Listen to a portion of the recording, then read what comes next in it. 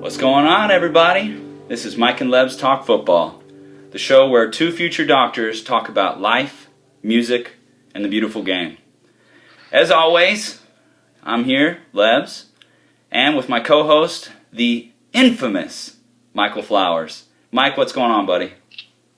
What's up, brother? I'm glad we're finally sitting down and recording this thing. I'm absolutely buzzing. Oof. Still just absolutely buzzing from the week, and I'm so glad your spirits are up and serenading me with that beautiful guitar like you do. Buzzing, mate. Absolutely buzzing.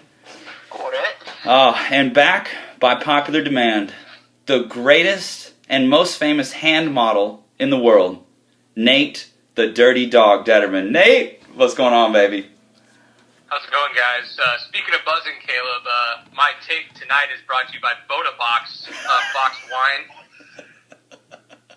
I'm drinking the Pinot Noirs, I think how they say it in California, and it is really good. I didn't have any Guinness on me, so I had to improvise. But, you know, after a long day in clinic, you got to do something. So Boda Box, thanks for keeping us poor people feel like we're kings. Boda Box. You know, I'm really excited for the newest sponsor of our show, Alvarez Guitars. They're going to be bringing to you a few musical interludes today. So we're adding sponsors, boys. We're building. Yeah. It's good to be back, guys. Good. Thank you. Dude, so glad to have you. Sell out. I'm down. Absolutely.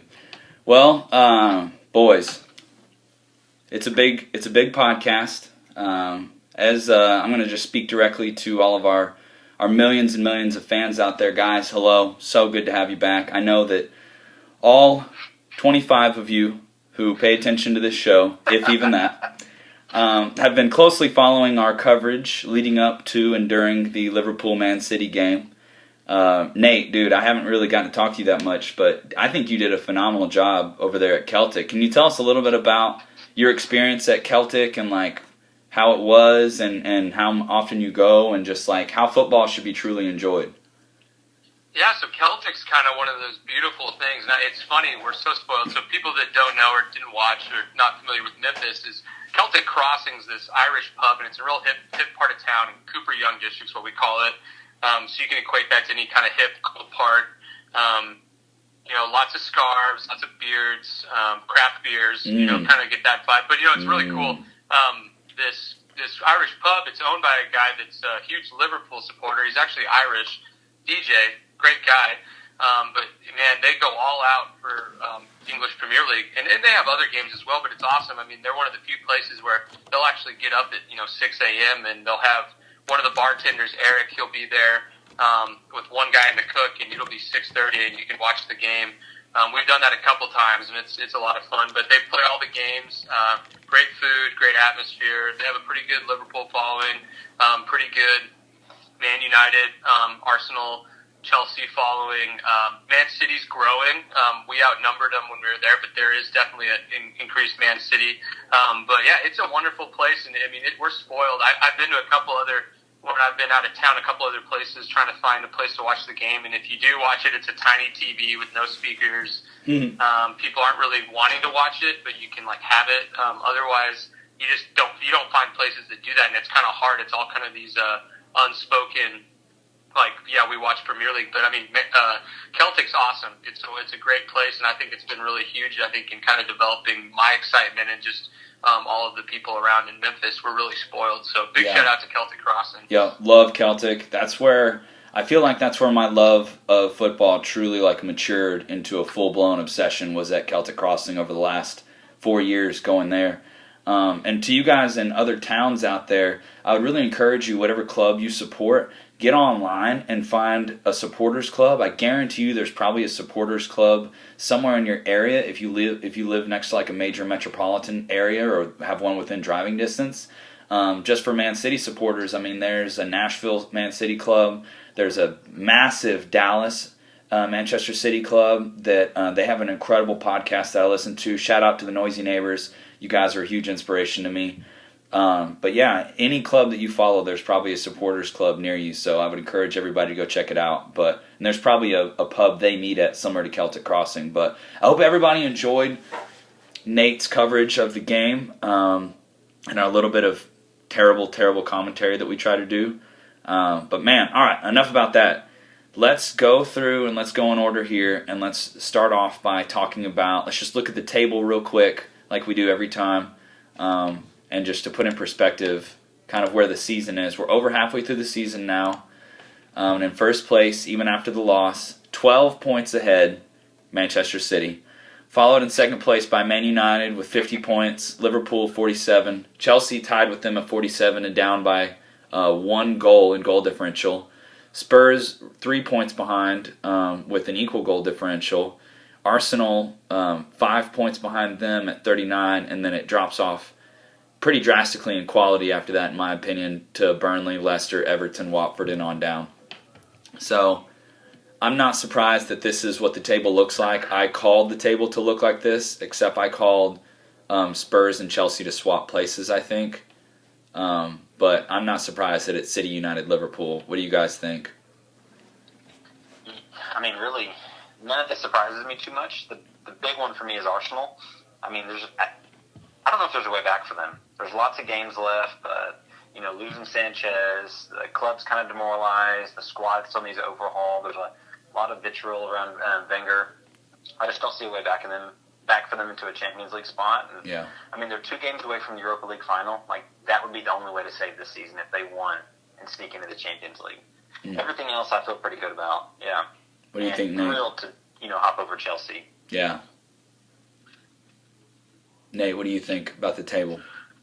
Yeah, I'd have to agree. I mean, I think everyone's, and I talked about this last time we were on, I think the 2 through 5, 6 spot is just, it's pretty intense right now, and I think, we're just past the halfway part, so it's obviously a little tougher, but I mean, it's one of those things where it's tight, and I think you're going to have to see people like Chelsea falter, and Arsenal, I kind of agree with what Mike's saying, is they might just get themselves out of this. And I know you still got, we're at game 23, so we've done 23, so we still have time, but, I mean, 5 points back, that's tough, and it's just kind of interesting, but, Liverpool has been on incredible form, so I just think we're lucky that we got ourselves into the race, but someone's got to falter here, and, Man U, but they had kind of a tough spread there for a while, but then they came back and won, so I think that Tottenham, Chelsea, Liverpool, Man United is going to be very, very, very fun to watch. I still think City's got it. You guys have to have some tragic happen to your whole team or something. Obviously, don't want that, but I mean, I don't know how you guys can lose. So but I'm excited. Arsenal, but the next couple games they got to win. They got to get 3 points on the next couple games to stay in this, or I think they're going to fall out. Yeah, and we're going to come back to Arsenal here in just a second. So let's go ahead and review the matches from the weekend. So this was on Saturday, January 13th. You had Crystal Palace beat Burnley 1-0. Newcastle and Swansea drew 1-1. Watford and Southampton drew 2-2. Huddersfield lost 1-4 to West Ham. West Brom beat Brighton 2-0. And then there were several really interesting, or 2 really, really interesting results. I guess 3 really interesting results over the weekend. The first one was a game that I watched, Chelsea versus Leicester. And, man, I've had several Chelsea fans text me, or I've talked to them during the week and I've been asking them, what is going on with you guys? That was the 4th draw in a row, and Leicester was a man down. And this is last season's champions with basically the same team minus Diego Costa. What's the deal? And plus N'Golo Kante. I don't know. I just don't understand what their deal is. Do you guys have any opinions? Or I'll ask Michael. Michael, do you have any opinions on why Chelsea isn't scoring right now? It's kind of interesting. I've seen some kind of comments on the side. They want to bring in competition for Morata. But they're being linked to players like Andy Carroll or Peter Crouch. Yeah. I don't know what's going on. Totally different caliber than what you expect. And Chelsea, I'll keep this short, but it's so mysterious to me. They have a history of really ruining chemistry when they have a good manager. I don't know if that's Abramovich, really wanting to be a part of the the football, kind of like Mark Cuban would do in the NBA. I don't know, but it's there's a lot of news about discourse in the background with Conte and management and things like that. It's going to be tough for them. I'm going to say that I think the table may lie as it is. And I think Liverpool may finish second, but I see Chelsea staying in the top 4. But the goals, like I don't know where they've gone. I don't have an answer to that, but I also haven't watched them enough. Nate, do you have an opinion on it? Yeah, Chelsea's kind of tough, and I have to agree. I'm bad about this. I'm trying to watch more and more, but I think one thing that sticks out of my head is, let's think about what Chelsea did last year. They won and they were dominant to an extent, but you look at their results. It's actually night and day compared to what Man City's done. City has just throttled people, except this last weekend. But other than that, it's not been a choice, or it's not even close. Chelsea last year, they won those close games, man. The 1-0s, the 2-1s, the squeaking out those tight victories. They just found ways to win, and I think that's not happening for them this year. And I think it was almost just when you saw those results, it was kind of just meant to be. But they haven't been that dominant this year, and I don't think they're finding that one go-ahead goal that those champions have to find. And City's done that too this year. They find the way to win in the stoppage time, and that's what you got to do if you want to win the Premier League. Raheem Sterling, baby. Raheem Sterling. I think with Tottenham, I think they're needing to watch. I really don't see Tottenham not being in the top 4. But once again, it's tight. When you got Harry Kane and you got people serving him meatballs essentially to put in the net, it's been pretty tough. So yeah. I think it's a toss-up, but I hope Liverpool stays in. But I think Chelsea or Tottenham, one of them is going to be out. I think the issue at Chelsea is the difference between Alvaro Morata and Diego Costa. Diego Costa is a world-class striker, a world-class finisher, a win-at-all-costs monster, a devil on earth. I hate Diego Costa as a human being, but I love Diego Costa for what he brings to a team. That Chelsea team took on Diego Costa's personality last year. A win at all costs, never say die, drag the game, drag the 3 points out by the scruff of their neck, grab it by the teeth, and rip its ear off. That's Diego Costa. And Morata's not doing it. And anybody who's been following Michael Lebs on social media, I've been tweeting a good bit. Morata looks terrible. He couldn't finish his lunch right now. He had chance after chance after chance during that game and during several of the games that I've watched. And if it's not sent to him for a header, he can't do it. It was really, honestly, there were a couple of them where I was sitting there going, I honestly think I could have finished that. And I'm not a great player by any stretch of the imagination. But, it's just the guy has no confidence right now.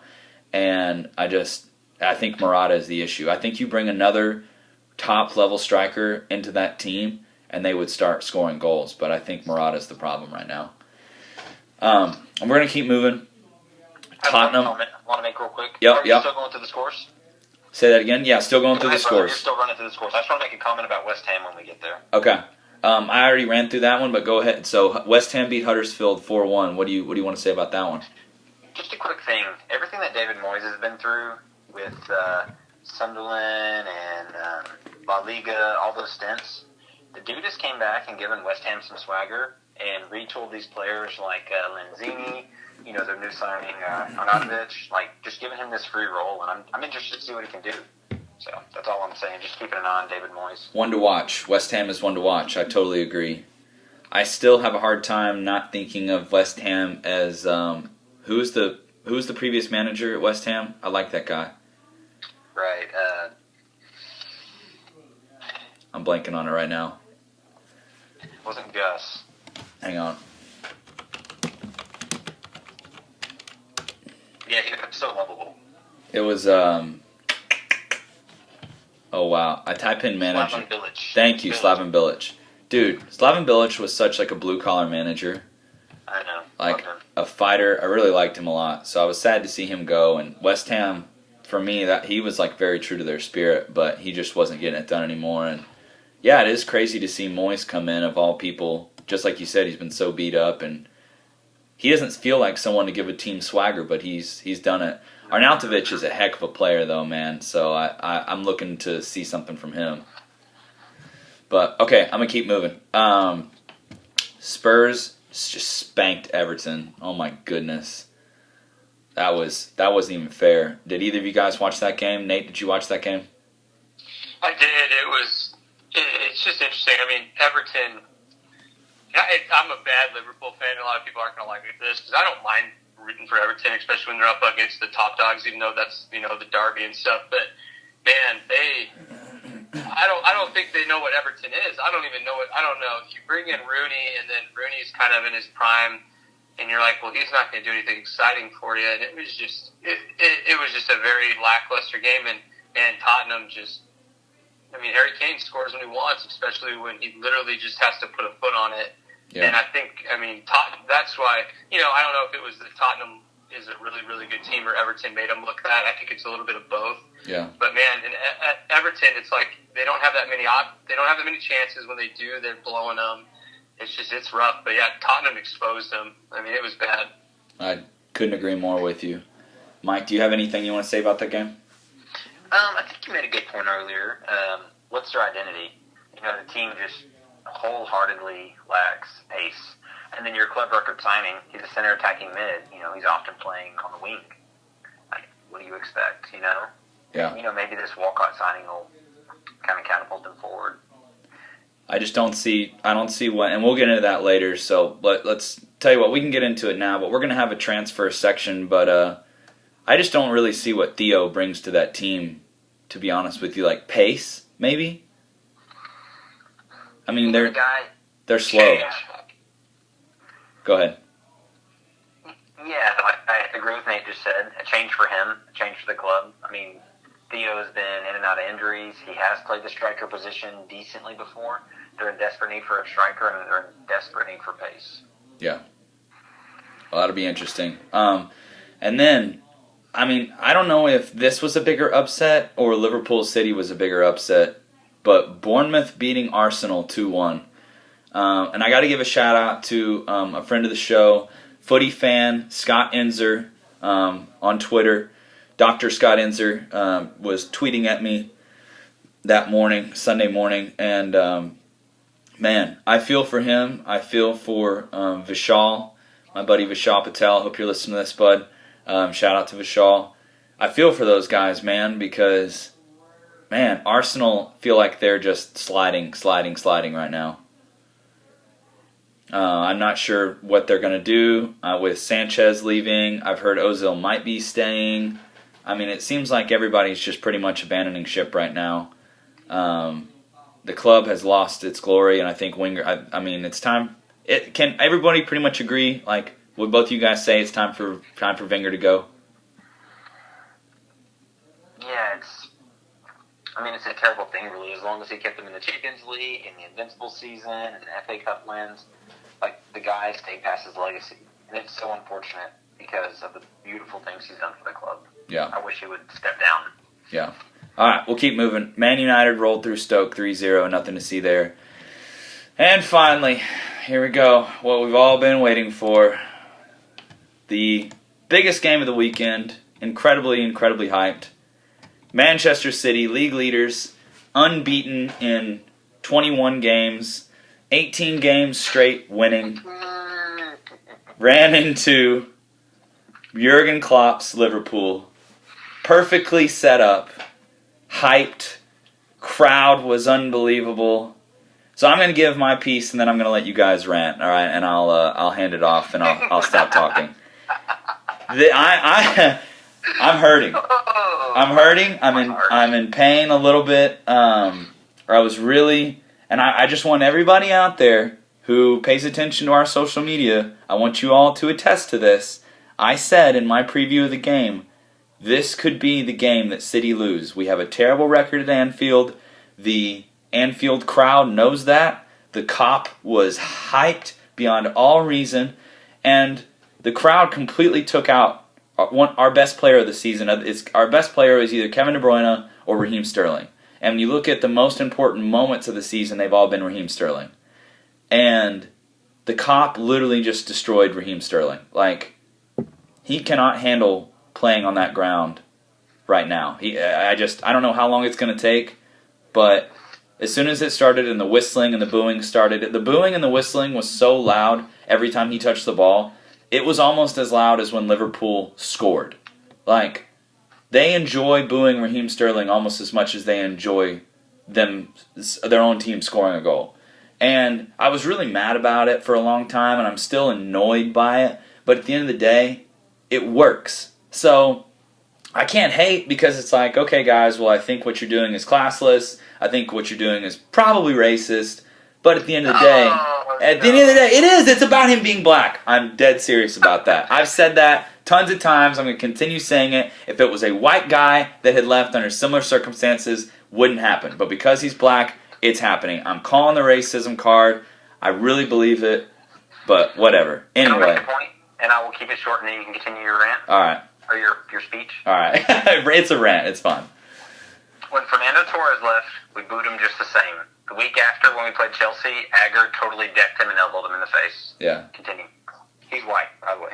Right, but how long? How long is it going to go on, Mike? We'll stop. How long is it going to go on? How long are they going to boo Raz? It's been 3 years now. You're right, man. And fans, we're still a little bit salty, especially seeing he's about to win the league. I mean, the problem is that it works. Right. That is the problem. Yeah. He crumples. So, I mean, it's like, how salty are they still, or is it, the tactical thought? Yeah. I think it's salty. I think it's a combo, but at this point, I think it's tactical, and I think it's working. And I'm gonna wrap up. I just want to say, I want to give a massive, massive, massive applause to Jurgen Klopp, to Alex Oxlade-Chamberlain, to the entire Liverpool team. They played harder, they wanted it more, and it showed the entire game. They were first to every ball. They forced City to make mistakes, and that was our A team. I mean, everybody was healthy other than Mendy could have played, our left back, who's tore his ACL at the beginning of the season. But I mean, that was our A team. That's the team that has gone 18 wins in a row, 21 unbeaten. We set the record for the most wins in a row of any top-flight team in English football history. We are on pace to blow away every scoring record in the history of the EPL and probably top-flight English football. We're most likely going to win the league. I mean, this is a team in incredible, incredible form. And Liverpool, I think 3-4 is very flattering to City, because I think 4-1 actually is what the score really was. But in classic Liverpool fashion, switched off, and boom, we scored 2 quick goals. And we almost evened it up at the end when the free kick was won on the edge of the box, and KDB put that perfect front post crossed into Aguero, who was offsides, and then headed it wide. But, in my fandom, my crazy fanness, I thought it was going in, and I'm screaming, "We evened it up! We leveled it up!" But that was an incredible game. So anyway, I'm done.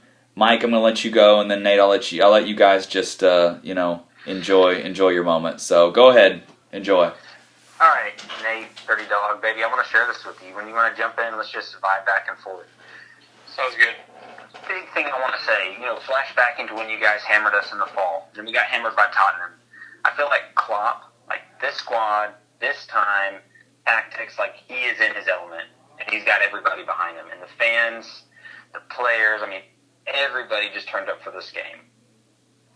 Beating City like this, the team I still think is going to win the Champions League, when we are on our day, we can't beat anyone. PSG, Barca, Bayern, they don't want us. They don't want to come to Anfield. I'm glad you said that.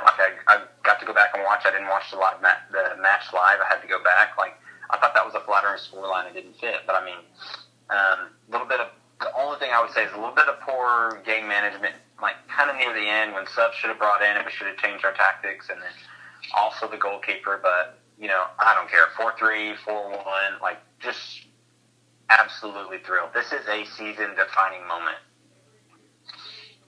Yeah, I think it's great.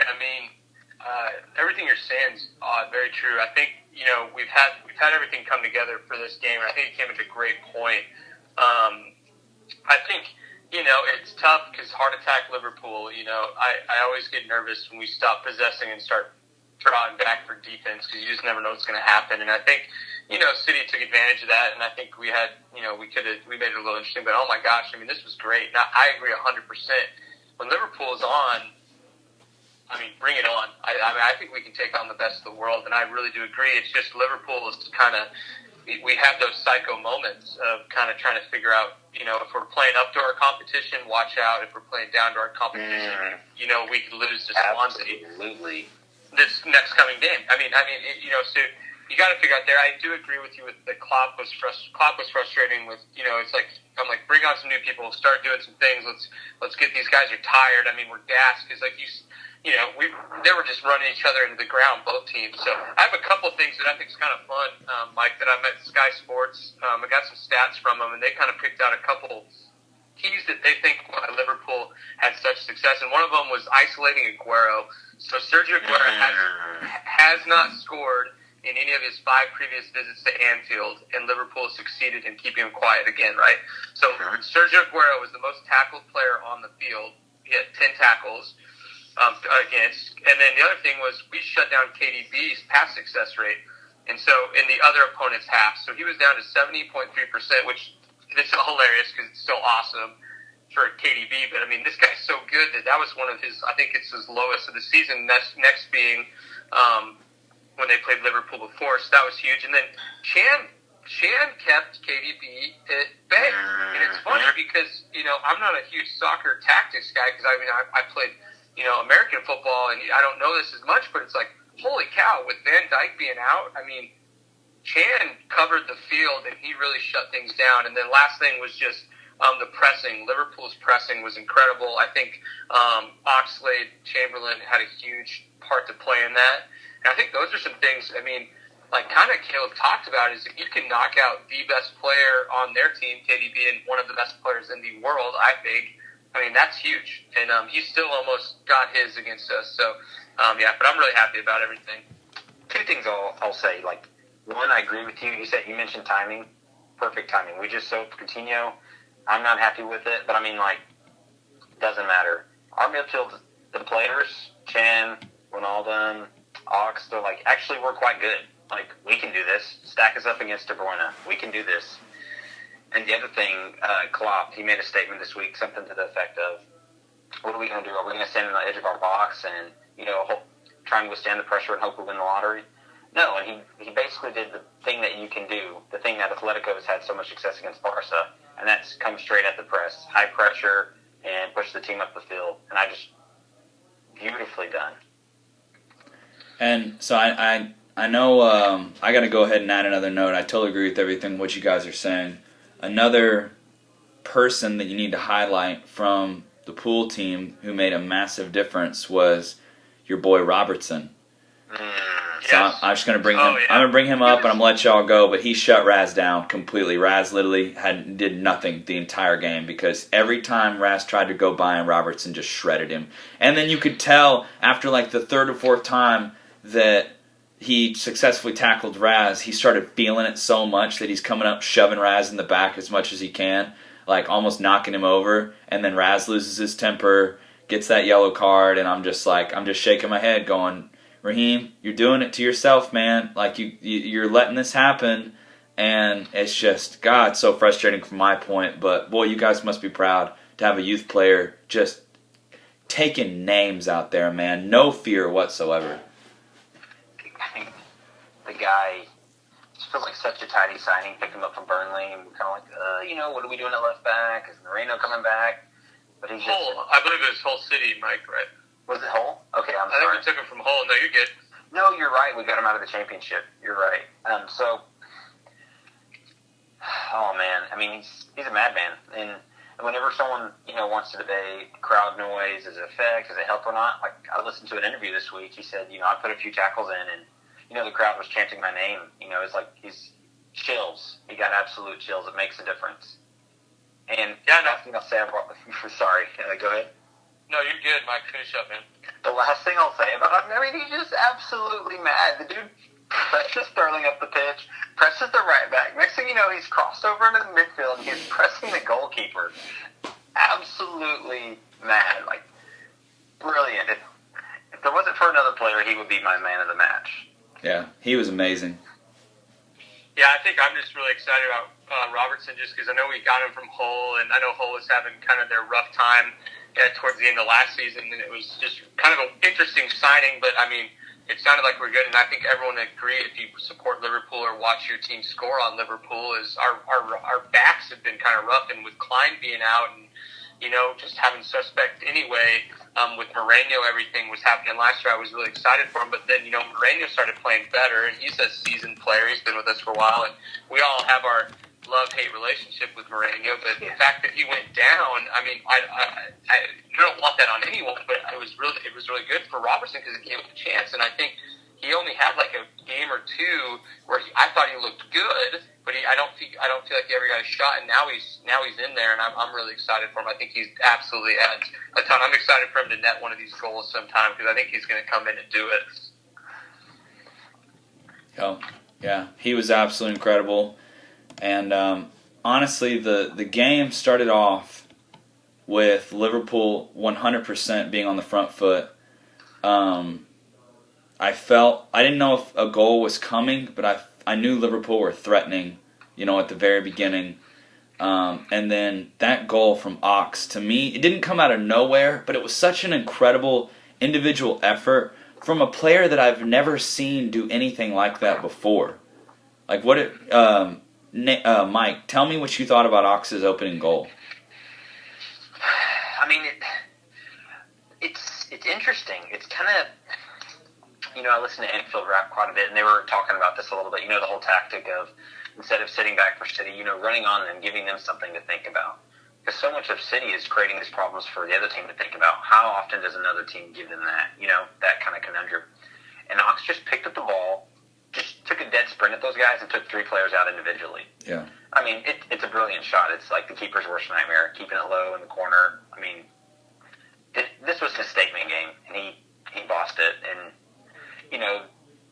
how does Arsene Wenger feel right now? Like, Ox still would have been the same player there. I mean, it's Klopp. It's the Klopp effect for me. Yeah. And I watched the interview after the game that Ox had with the NBC commentators, which, by the way, God, I love that NBC commentary team. All of those talking heads for NBC, they are so good. Like, they present everything really balanced. You can tell how much they love it. Anyway, just side note, I love watching NBC's coverage of the EPL.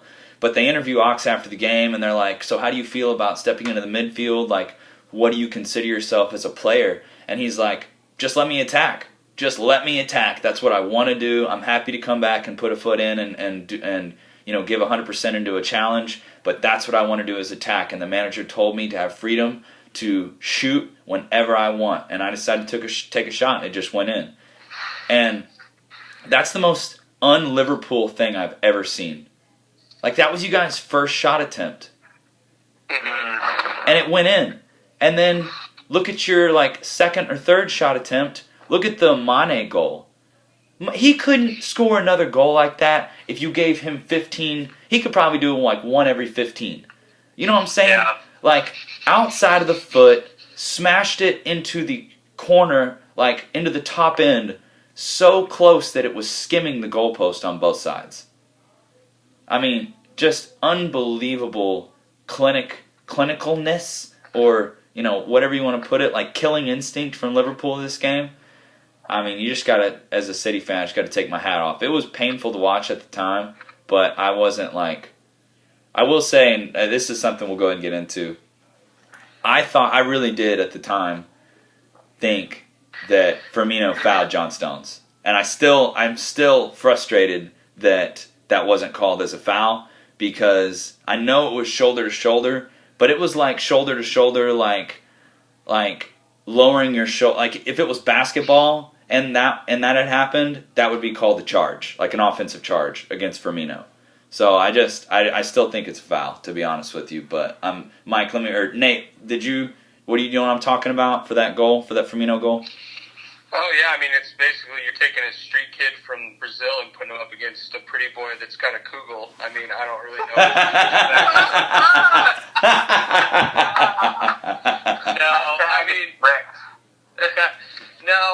I get it. I mean, for me, I guess, I think it's a tough situation because, and that's why we love English football, right? I mean, English football is, they let them do that kind of thing. And where do you draw the line, especially on an offensive player, on a defensive player? I mean, I get it. I think it was aggressive football. You could argue maybe Stones could have went down, and you got to say he had the Stones not to go down. So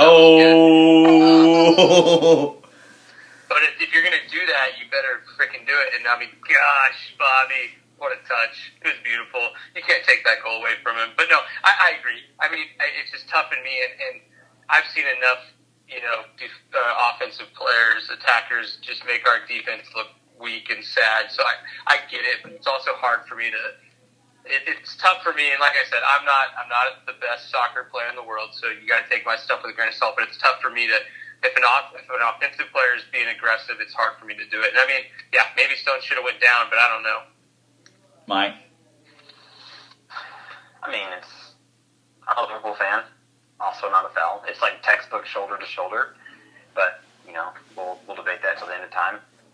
The thing I want to say about Firmino, and he got, like, all this power and aggression and just smashing in there. The next second you got boxed in this player, you got this just beautiful, delicate, lovely little technical chip. Like, that's what he brings as a player, this high-intensity work rate, leading the line, the players follow him, he sets the tone, and the next thing he's putting a goal in like that. Firmino is my man of the match. Over Ox. Yeah, Firmino's involved with 2 goals, his goal, and he assisted another goal. I think his energy, was, I think everybody showed up with their energy, but him leading the line, like that press against City, couldn't have happened otherwise. Keeping the center backs occupied and keeping Ederson occupied. I have to go back. How many shots did you see your boys take that didn't go in? Because I can't really think of maybe one, but, I can't think of more than 2. I mean, the build-up, let's see. I mean, Sorry, Mike. Mike, you're breaking up. Say it again. The big one that I remember is Mane hitting the bar, like when we were kind of sticking, when we were twisting in on there in the intensity. I remember him hitting the bar. Oh, yeah. I think he made a good point, though, especially with Ox's opening goal. We kind of toil around, not very clinical historically. What do you think, Nate? I think it's awesome. I mean, it's hilarious because, yeah, you think Liverpool is peppering the goalkeeper, just putting all these things in, and then he kind of puts I guess, not to bring up Coutinho, but, you think of Coutinho making that shot. Coutinho's going to bend it down, put it in the corner. You're just loving your life, even though it's a different foot. But, I mean, it was Ox just saying, all right, you don't want to press me. I'm gonna take this, and he did, and then he puts a left-footed one on the ground in the absolute only spot that Ederson couldn't get it. And it was kind of like, Ederson's like, wait, that guy shoots? I didn't know that.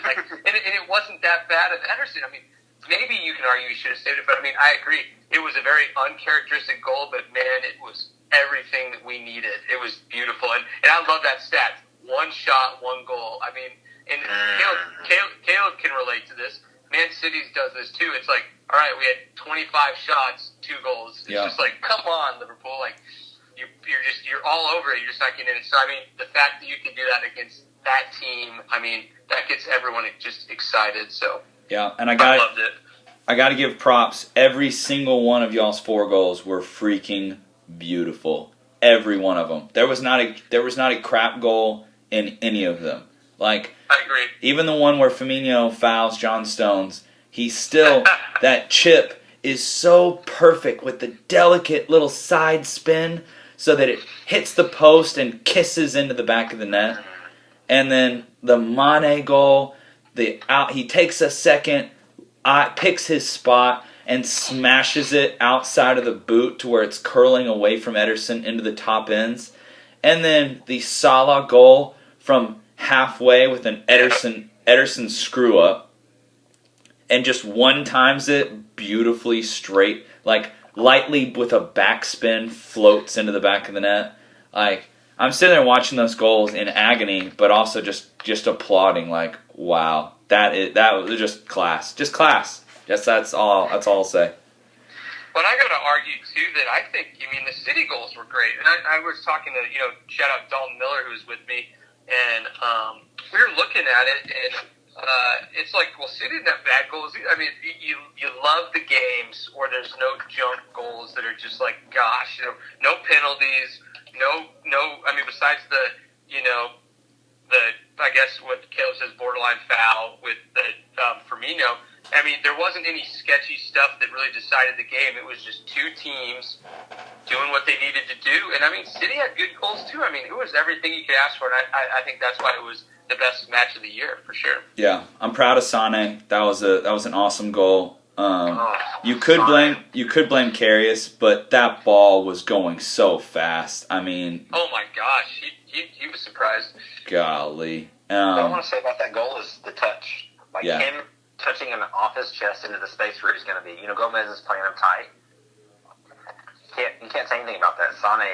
He's amazing. His technical speed and his acceleration, all that tight control on the ball. I mean, I still don't think you should get beat at your near post, and I mean, we still need a goalkeeper. But I mean, I'm not taking anything away from Sane.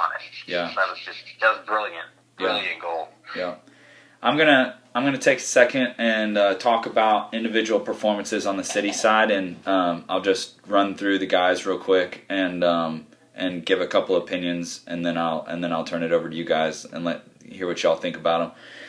The first thing is one thing for me. Yeah, what's up?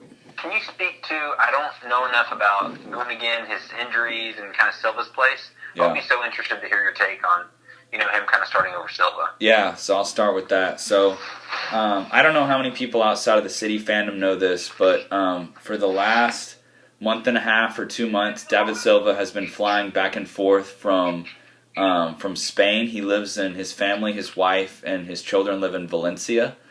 And he had a son who was born at 6 weeks early. Was born 6 weeks premature, and his son has been fighting for his life. And so David has been flying back and forth, has been practicing with the City squad some, and has been playing some of the games, but has been living over there in Spain. And so part of the reason why Gundogan might have started over Ball Dave is because he's been going back and forth so much, and I don't know how good his fitness is. And I know that Gundogan has been building in fitness and building in confidence lately, and he is a class player, so I'll talk about him for a second. He had his injury. He was doing amazing for us, and then had that injury, was out for 9 months or almost a whole season, and has been back, has been building in form, and has really been kind of stepping up lately and taking David's place a lot of the times when Ball Dave isn't able to be there. And so I think one of the biggest reasons why he would have started would be he's got a little bit better wheels on him. His fitness is a little better. He's a little faster. He's a little more defensive. And I think those are the reasons why Pep picked him over David Silva. In hindsight, I think Silva would have been a better pick because of the way that he controls a game and the way that he's able to possess the ball, because Liverpool did such an amazing job keeping City from possessing the ball like we wanted to, and that it really impacted the game a lot. One thing that was also really rough was Delph went down early in the game and was replaced with Danilo. And Danilo is not a... if you look at our left backs, our first choice was Mendy. He got injured. Our second choice was supposed to be Danilo, but he's proven not to play very well at left back because he's so right-footed. And so Delph is actually now our first choice left back, with Danilo our second. And Delph going down really, really hurt us because Delph he's a midfielder. He's a defensive / attacking midfielder. He's a box-to-box midfielder. And he was tailor-made for that game. We really, really needed him. And him going down was a massive blow early in the game that really hurt us. On top of that, Aguero had an absolutely terrible game, dribbled into 2 to 3 defenders regularly, lost the ball constantly. And I've been waiting to bring this point up, and I'm going to do this, and I hope I don't regret it. But I'm ready for Sergio Aguero to leave, and it hurts because he is my favorite player of all time. He's my favorite City player of all time. He's my favorite footballer ever. He gave us the 93-20 moment, our first championship, our first Premier League victory. He's given me so many incredible memories over the years just watching him play. He's the reason I fell in love with football. He's the reason I became a City fan. I love him, and I want him to go before I stop loving him. And that started to happen on this game. I'm sitting there watching it with my wife, and he keeps dribbling into 2 or 3 defenders, and I turn and look at Rachel. I said, you know what? I might be ready for Kuhn to go. It might be time, because he's not fitting into the system. He's not doing what Pep needs him to do. The whole point is to move the ball so fast that Liverpool isn't able to get it, or the opposition isn't able to get it. And when you're constantly dribbling for so long on the ball, you're screwing up the entire flow and the entire scheme of what we're trying to do. So, yeah, just like you were talking about how good of a job Chan did on Aguero, Aguero did a bad job for the team because he was so selfish. There was one opportunity I remember that stuck out in my mind when Kevin was running, had passed the ball to Kuhn. Kuhn is on the left-hand side, bringing the ball in from the wing, attacking the box, and Kevin is wide open at the top of the box with like 10, 15 yards of space around him in every direction. And all Kuhn had to do was slide the ball over to Kevin and let him take a smash at goal, which he's been doing amazing at this year. And instead, he tries a shot that goes straight into a defender and dribbles, out of play, or I don't remember if it went out of bounds, but whatever, like wasted it. And I'm just screaming at the TV, like, what are you doing? Like, it's just frustrating. I know he's a striker. I know that's what he does, but I'm kind of ready. I was really hoping that he would fit into the system better and he'd be a little more unselfish, but it hasn't proven so. So anyway, yeah, frustrating for me. So if you look at my list, Raz was taken out of the game. Kuhn was absolutely just terrible. Kevin was more or less shut down. His passing lanes were gone because the press was working so well. Delph became injured. Ederson made a massive mistake that led to a goal. Kyle Walker was fine. Stones was weak. He's still coming back from injury. He has not been the same since coming back from his hamstring injury. He's only had like 3 games to play since he came back from the injury before this one. No, 2. And he's just not back in form yet, and that really showed. So it was a good time to play us, and I think a few things kind of played into that, and I honestly, I'd really like a rematch. But anyway, yeah, you guys did an incredible job, so all props to Klopp and to the whole team. I don't want to take anything away. It was just such an amazing game. You hate to lose those when they're so good like that, but boy, it was a pleasure to watch. What do you guys have any comments on any more like City players that you noticed having an off game, or any thoughts you had on any of the City players? Nate, I'll ask you first. Well, I think it's not necessarily someone that did off. It's just I remember watching it, and I think Dalton Miller, a huge City fan, and then Eric, our buddy, a huge City fan, and we were watching with them, and it didn't look like City that first half. I mean, the passing was just junk. I mean. And I can't pinpoint specific players, but it was just kind of like you get the ball and then you maybe start to press. Okay, they got it, and then they blow the pass. Fernandinho, dude. It was Fernandinho. Yeah, and so that was tough because you think a City is just being a team that doesn't make mistakes. And heck, even most of the EPL people don't blow passes. I mean, you have that, but I mean, you think about when City's doing that, and I mean, I just thought to myself, we're very fortunate, and I think we're going to lose this game after that first half because I was like, we had all these opportunities. City made all these mistakes in their passing game and their attacking game, and then thank God we turned it on. But I think that was just my thing. It was just sloppy play. And I don't know if it was because they were flustered or if it was stuff that Liverpool was doing. I think it was a little bit of both, being away and stuff. But yeah, I think that was the biggest thing for me was just the passing. It was sloppy and a lot of turnovers and a lot of losing possession unnecessarily. Yeah. Mike, anything you want to add? Yeah, just a comment about Ederson and that Salah goal. I think that's all. I think that ended up being like a component of what was going on with the high press we're putting on the center backs and just the discomfort there. Because the times I have seen City, Ederson very good at distributing the ball, very comfortable with the ball. I think it just came down to the effect of the game plan. And I'm fully on it. Like I'm on. Huge fan of Pep. The dude is total class, and people were asking him questions press conference after, what were wrong today for you guys? What were the mistakes? He's like, it's not always the mistakes. He's like, another team showed up and they played well, and he's like, I'm willing to give that, and I'm just like, total respect for that. That's awesome. All right, here we go. Ready for the next segment? One of my favorite segments, and something I'm excited about. So I've prepared for you this little ditty.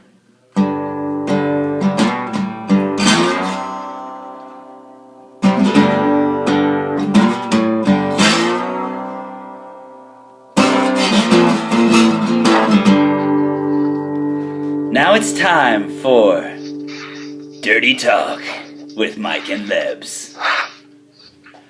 Boys, time for Dirty Talk. And the dirtiest thing I saw all weekend was during the Spurs versus Everton game. I'm just sitting there hanging out, watching Everton get spanked.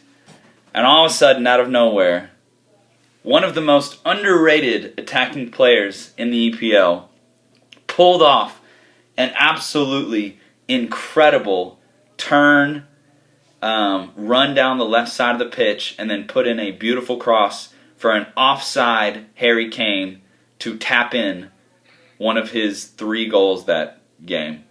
But Son for Spurs. Man, if you guys have not seen that turn, you need to go look it up. Go look up the highlights of that game.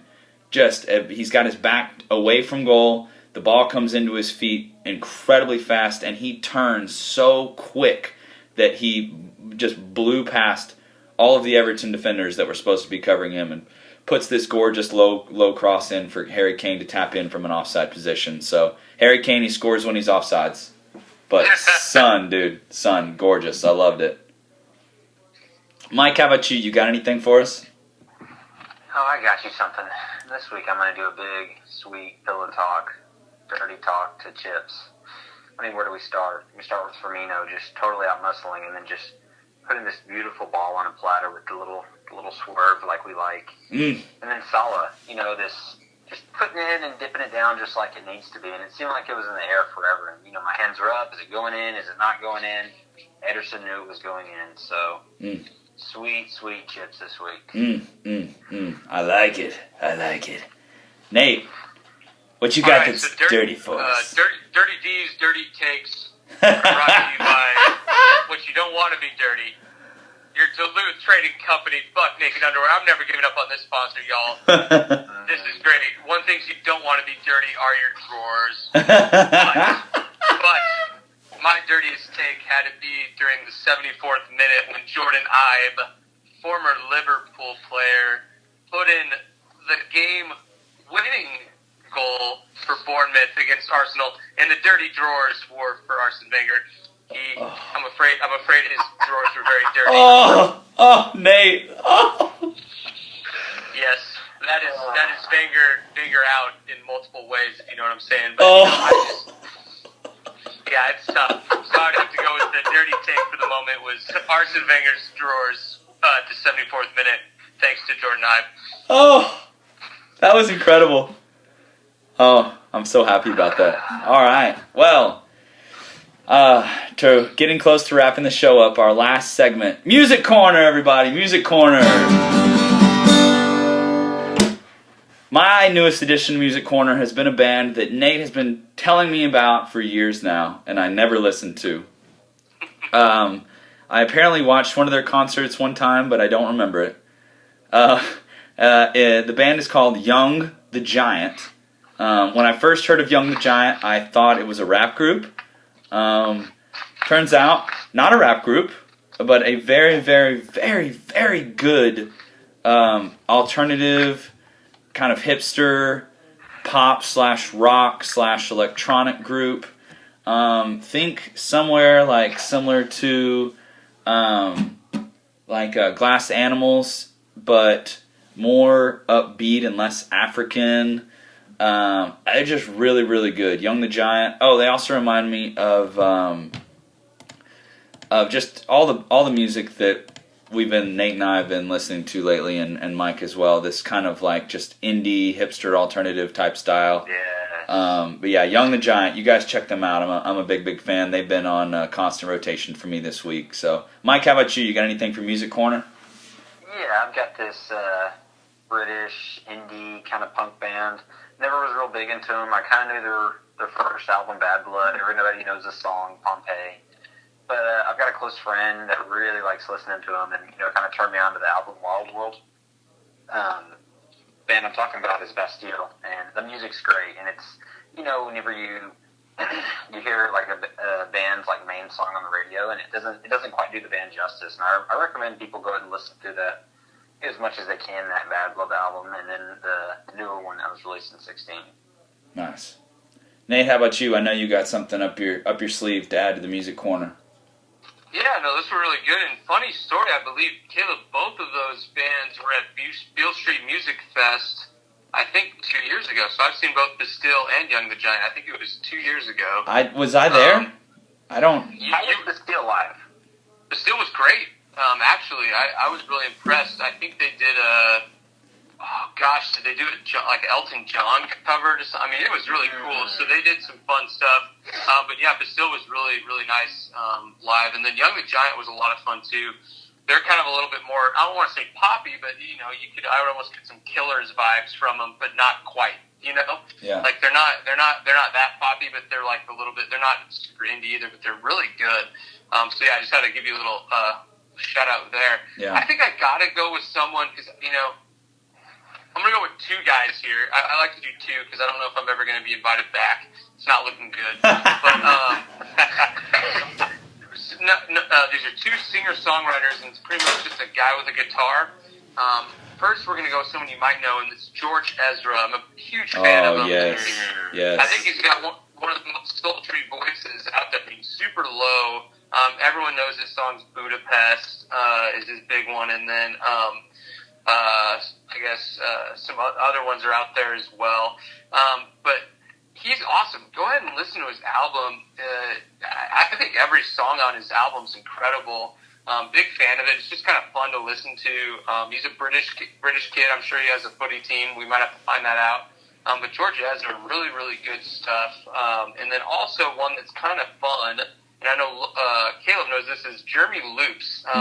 You might not have heard of this guy. He's kind of fun. So as his last name indicates, he actually kind of does what Ed Sheeran does, and he loops songs. But he's awesome. He's from South Africa, and he's got a very kind of reggae, upbeat, but fun vibe. Lots of harmonica. Thing. And he's awesome. Huge fan. I found him on like a Pandora. So Jeremy Loops, awesome. Jeremy Loops and George Ezra. Go check him out. Dude, great recommendations. Man, boys, this has been really, really fun. Do you think this could be our best podcast yet? What do you think? This is our best podcast yet. I think so. Well, everybody, thank you so much for listening. This has been Mike and Lebs Talk Football. Really, really enjoyed it. Now, to all of you footy fans out there that have been slowly kind of building and following us, and I just want to thank you guys so much. It really means a lot to me to look down at my phone after a couple days after posting a video and see the message finally come through that my video got to 30 views. 30 whole views. Just really, really thankful for all 30 of you guys, and I think at least 10 of those were my mom and my sisters, and I think at least 10 more were me. But to the 10 of you guys listening, really, really thankful. No, but I hope everybody's enjoying what we're doing. Please, please, please get involved with us. So far, we've had very, very little involvement online, and I really, really want to do a listener questions segment on the pod so that it's not just so much of us ranting, and there's more like back and forth conversations that we can have with you footy fans out there. So if you guys don't mind, send us a tweet at Mike and Lebs on Twitter, at Mike and Lebs on Instagram. Send us a direct message. Send us a Facebook message on Facebook at Mike and Lebs. Send us an email if you want to mikeandlebs@gmail.com. But yeah, this has been another incredible show. Thank you guys so much for listening. Hey, Caleb, I might interject real quick. I might have one for us. Yeah? Is that okay? Yeah, what you got? So I have a buddy, shout out to Blake Wewell, fraternity brother from mine, Beta Theta Pi, University of Nebraska, Lincoln, always. He's a huge Liverpool fan, and he actually asked me a really cool question that I would like to get Mike's opinion on. And so it's a fan question. He goes, who would you back if you could only choose one and lose the other player between Hendo and Chan to play the six for us over the next 5 years? I thought that was a great question. It's an awesome question. Submit that. So, Blake, thank you, Blake. Appreciate it, brother. Wow. Superb question. My only reservation in not having an automatic answer for Henderson is injuries. But still, for me, I think the range of passing that Henderson has, I think I would still, and how he's able to turn his body. Chan's kind of a little bit slow to turn with the ball. I mean, I would take Henderson, yeah. But I mean, Gosh, what a question. It definitely, makes me think about that. I don't even feel completely certain about that because of, Hendo with the heel injuries and back and forth. Well, I think it's tough, too, and we'll do this quick because I know we're almost done, but Chan's been on fire.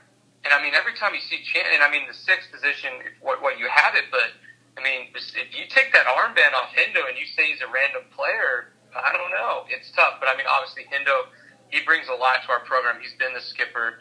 But I don't know. I'm really excited that Chan's not going to Juventus, and he's maybe considering doing a contract extension like he's been doing the last 2 years or whatever. But I'm excited. I think Chan's a really exciting player. So I guess to answer that question, I think it's tough, but you got to give credit to Chan. And if you take that armband off Henderson, I don't know. But, yeah, thanks, Blake. I really appreciate that. I thought that'd be fun, Caleb. So that's awesome. Dude, thank you, Blake. I don't know you, but, man, thank you. I'm going to give specific shout-outs to my buddies out there I know are listening. Dalton Miller, come on. We need something from you. Give us a question. Get involved. Roy Miles, I'm looking at you. I really would love to hear something from you. Harrison Amburn, I need something from you. Scott Enzer, need something from you, Dr. Enzer. Shoot me a tweet with a question you'd like to hear us answer on the pod. Everybody, I hope you enjoyed it, and look forward to doing it again soon. Nate, thank you so much, man. You're always such a pleasure to have on, brother. I really appreciate it. Of course, guys. Happy to do it, and thanks for everything. Dude, Mike, another good one, brother. Thank you as always. Yeah, thanks, man. We're having such a blast making this, guys. Like Caleb said, give us feedback, give us questions. All 7 of our fans out there, we love you. Everybody, this has been Mike and Lebs Talk Football. We'll see you next time. Adios.